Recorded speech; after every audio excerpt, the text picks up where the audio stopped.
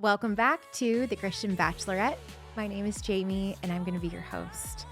Today is episode 9, and we are going to talk about a very sensitive subject, and that is a quiet season.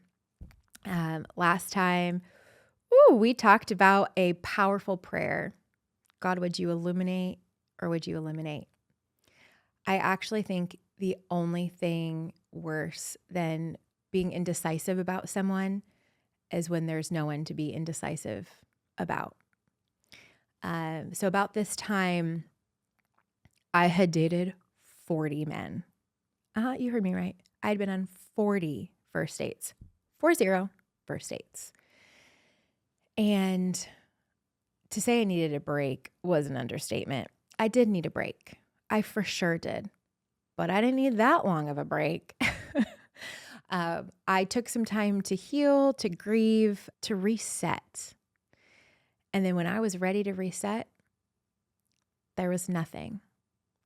I would go on the apps and there was no matches that were aligned.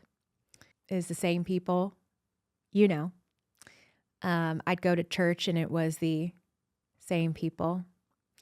I would ask for setups and there was no one anyone could think of because everyone's married. And then I went on a journey of, what, God? All of this time. I've been doing this for almost a year, 40 men later, and nothing, zero, zilch, quiet. And I'm actually going to read the verse earlier this episode. God brought me to this verse, Proverbs 13:12.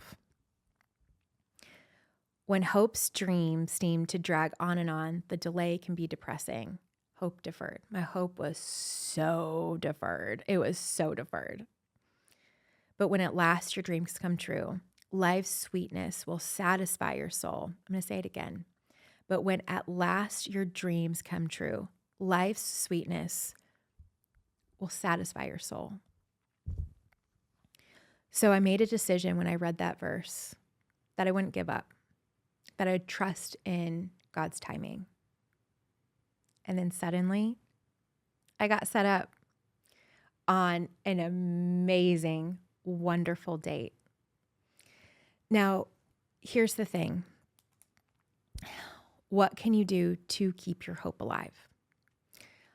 I don't know about you, but for me, what I needed to do is I needed to stay in His Word.